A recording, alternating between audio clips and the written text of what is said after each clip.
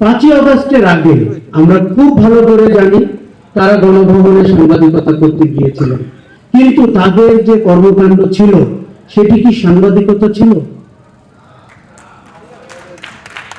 নাকি সাংবাদিকতার চেয়েও বেশি কিছু ছিল, নাকি খুনের চেয়েও বেশি কিছু ছিল?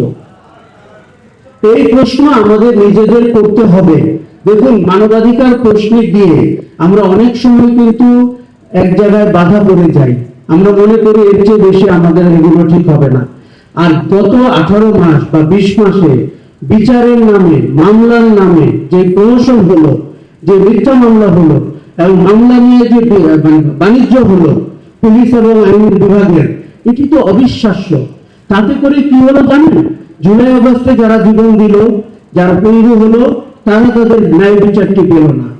এবং এই সোসাইটি এইগুলোই চায়, সে এটাতেই কমফোর্টেবল যে আপনি একটু বিপ্লব করবেন, একটু অভ্যুত্থান করবেন, পরে কিছু আপনিও একটু বাস্তববাদী হয়ে যাবেন, আপনিও কিছু পদ পদবি পাওয়ার চেষ্টা করবেন। সমাজ, গণতন্ত্র, বিচার যেই তিমিরে ছিল ওই তিমিরেই থেকে যাবে। যেই কর্পোরেট পুঁজির কথা আমরা বলছি, পাঞ্জাবের জগতে একটি বিশ্বস্ত নাম শাবাব এথনিক ওয়্যার, তারা কিন্তু তাদের সম্পাদক চেঞ্জ করেছেন কোন জায়গায়। আগের সম্পাদক কোথায় একটু খোঁজ করে দেখুন তো। আগের সম্পাদক ওই প্রতিষ্ঠানেই আছেন, উনি পাশের চেয়ারেই আছেন, উনি পাশের রুমে বসেন, উনি নাকি বিশেষ দায়িত্ব নিয়ে আছেন। তা আমি জিজ্ঞেস করলাম, এই বিশেষ দায়িত্বটা কি? বলে, যদি আওয়ামী লীগ ফিরে আসে।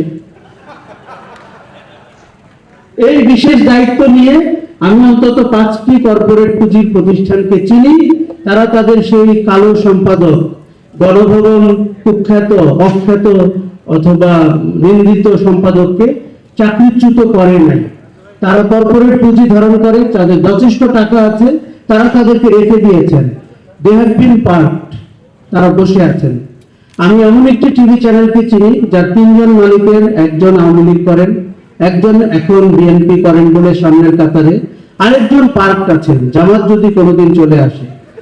এখন তো নিশ্চয়ই জামাত এনসিপি বলতে হবে, যদি জামাত এনসিপি চলে আসে তাহলে উনি সামনের দিকে চলে আসবেন। দেখুন, আমাদের সমাজ এত সুন্দরভাবে শৃঙ্খলার ভিতর দিয়ে পরিচালিত হয়, সেখানে গণমাধ্যমের স্বাধীনতা আর মানবাধিকার কথা বলে আমি কি শত্রু হতে যাব?